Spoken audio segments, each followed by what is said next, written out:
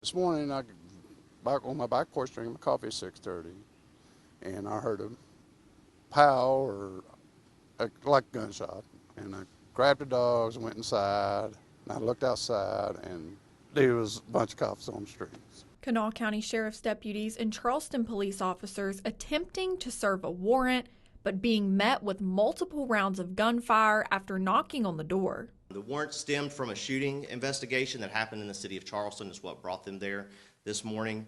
As protocol, the SRT team, they went to the residence, they knocked on the door and announced their presence.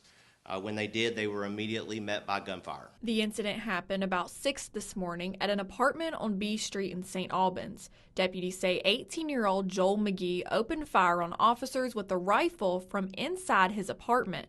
Officers say the warrant was in connection with the July 1st murder investigation in Charleston, where a 20-year-old man was killed in a shooting on Lewis Street. However, details on the arrest warrant were not released. You have officers there, you have a 9-year-old child in the house, you have an adult female and the suspect.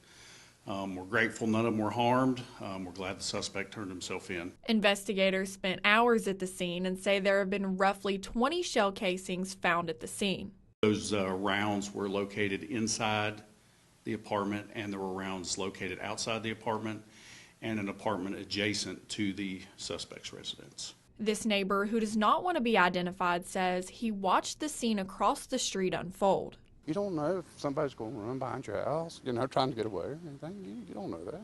I've lived here for 23 years. It used to be real bad. No one was injured at the scene.